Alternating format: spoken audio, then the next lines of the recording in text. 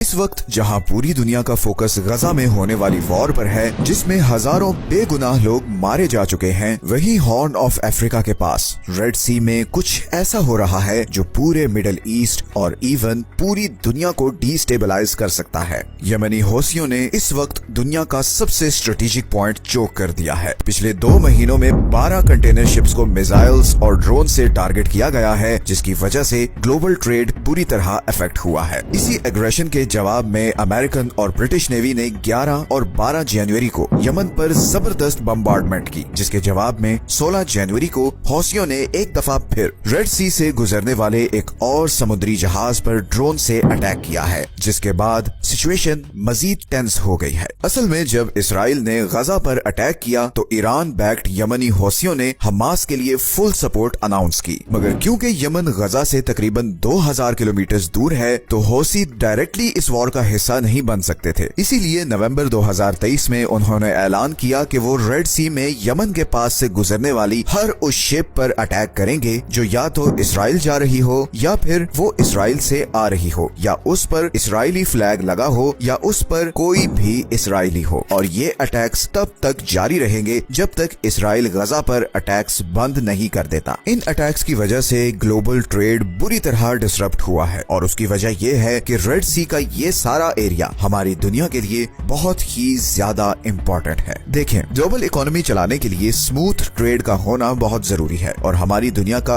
80% trade समुद्रों के जरिए होता है, और इन्हीं समुद्रों में से एक ये रेड सी है, जो 21वीं सदी का सबसे हॉट और डेंजरस जियोपॉलिटिकल एरिया है, क्योंकि यहाँ पे 2 चोक पॉइंट्स हैं। एक ये इजिप्ट के पास सुएज कैनाल है, और दूसरा ये यमन के पास बाब अल मंदेब स्ट्रेट है। 28 किलोमीटर की ये पतली सी जगह जहाँ पर मिडिल ईस्ट और एशिया से आने वाले समुद्री जहाज इंडियन ओशन को क्रॉस करते हुए रेड सी में एंटर होते हैं, और फिर सुएज कैनाल को क्रॉस करके मेडिटेरेनियन सी में निकल जाते हैं, और वहाँ से फिर वो यूरोप और अमेरिका तक पहुँचते हैं। तो बेसिकली एशिया और मिडिल ईस्ट को यूरोप से कनेक्ट करने का ये सबसे शॉर्टेस्ट रूट है। पूरी दुनिया की 10% ऑयल और 6% नेचुरल गैस की सप्लाई इसी 28 किलोमीटर के चोक पॉइंट से गुजरती है, और ये सारी गैस और ऑयल इधर पर्शियन गल्फ कंट्री से स्ट्रेट ऑफ हॉर्मोज क्रॉस करके आती है। 2022 के स्टैटिस्टिक्स के मुताबिक पूरे यूरोप की 20% ऑयल इंपोर्ट और 24% गैस इंपोर्ट इसी बाब अल मंदेब स्ट्रेट से गुजरती है। और सिर्फ ऑयल और गैस ही नहीं, बल्कि एशिया और यूरोप का सारा ट्रेड भी इसी रास्ते से कनेक्टेड है। चाइना की 30% मैन्युफैक्चरिंग एक्सपोर्ट्स इसी बाब अल मंदेब स्ट्रेट से होते हुए यूरोप और नॉर्थ अमेरिका को जाती है। तो अगर ये रूट किसी भी वजह से ब्लॉक हो जाए तो ग्लोबल इकोनॉमी कोलैप्स कर सकती है, क्योंकि इसका ऑल्टरनेट सिर्फ एक और रूट है, और वो है पूरे अफ्रीकन कॉन्टिनेंट को क्रॉस करके। सुएज कैनाल के बनाने से पहले कंटेनर शिप्स यही रूट यूज करती थी, मगर ये रूट सुएज कैनाल वाले रूट से 7400 किलोमीटर लंबा है, जिसकी वजह से एक्स्ट्रा फ्यूल कॉस्ट आती है, और इसीलिए यमनी हौसियों के अटैक के बाद इन शिपिंग कंपनीज को मिलियंस ऑफ डॉलर्स का नुकसान हो रहा है। अभी तक हौसियों ने यहाँ पर मिसाइल्स और ड्रोन से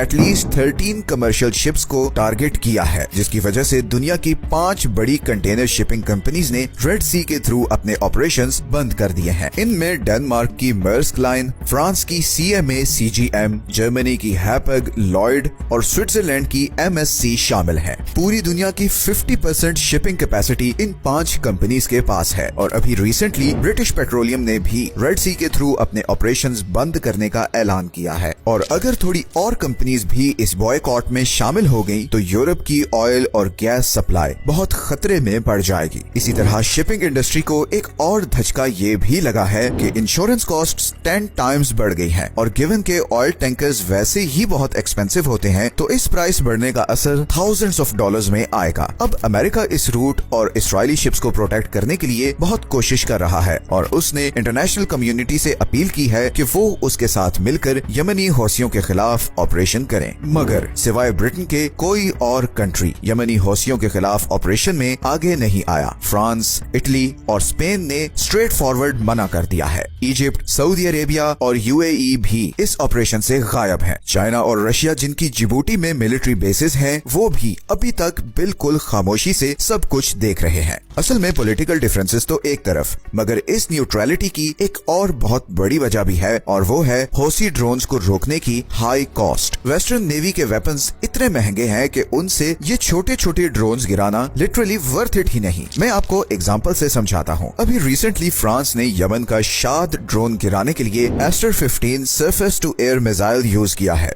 अब इस फ्रेश मिसाइल की कॉस्ट $1 मिलियन है, जबकि यमनी ड्रोन की कॉस्ट सिर्फ $20,000 है। मतलब $1 मिलियन का मिसाइल मार के $20,000 का ड्रोन तबाह करना किसी भी तरह से जस्टिफाइड नहीं। लेकिन दूसरी तरफ अगर ये शिप्स तबाह होती हैं, तो वो भी मिलियंस ऑफ डॉलर्स का नुकसान है। तो हौसियों के लिए विन विन सिचुएशन है। इसी तरह हौसीज के पास दो और भी बहुत जबरदस्त हथियार हैं। एक तो 1400 किलोमीटर की रेंज वाले बैलिस्टिक मिसाइल्स जो जमीन में इस रेंज के अंदर हर चीज को टारगेट कर सकते हैं, और दूसरा 40 से 800 किलोमीटर की रेंज वाले एंटी शिप क्रूज मिसाइल्स जो किसी भी शिप को बहुत ही एक्यूरेटली निशाना बना सकते हैं। And on top of this western हथियारों के मुकाबलों में ये बैलिस्टिक मिसाइल्स बहुत सस्ते हैं, इसीलिए ये बहुत ही कॉम्प्लिकेटेड कॉन्फ्लिक्ट बन गया है और बहुत से कंट्रीज अभी इसका पार्ट नहीं बनना चाह रहे। इस ब्लॉकेड का इजिप्ट पर भी बहुत नेगेटिव असर पड़ेगा, क्योंकि वो सुएज कैनाल से गुजरने वाली शिप से $10 बिलियन एनुअली कमाता है। इसीलिए जब कंटेनर्स अफ्रीका के रूट से जाएंगे तो इजिप्शियन इकोनॉमी को अच्छी खासी हिट पड़ेगी। सऊदी अरब अभी तक इस मामले पर खामोश है। हालांकि 2015 से सऊदी अरब यमनी हौसियों के खिलाफ लड़ रहा है, मगर अब रिसेंटली सऊदी अरब ने यमन के अगेंस्ट अपनी अप्रोच बदली है। सऊदी अरब ने रिसेंटली यमनी लीडरशिप के साथ पीस ट्रीटीज भी साइन की हैं। कुछ एनालिस्ट्स के मुताबिक सऊदी अरब को यूएसए पर काफी गुस्सा भी है, क्योंकि जब यमनी ड्रोन सऊदी अरब की ऑयल पाइपलाइंस पर अटैक करते थे तो अमेरिका का कोई खास प्रोएक्टिव रिस्पांस नहीं होता था। इसीलिए अब सऊदी अरब सिर्फ एक स्पेक्टेटर बनकर सारी सिचुएशन को देख रहा है। लेकिन दूसरी तरफ यूएई अमेरिका पर बहुत दबाव डाल रहा है कि वो हौसीज पर फुल स्केल अटैक करे, बिकॉज यूएई यमन में एंटी हौसी ग्रुप को सपोर्ट करता है और पिछले कुछ सालों से यूएई यमन में बहुत ज्यादा इंटरेस्ट ले रहा है,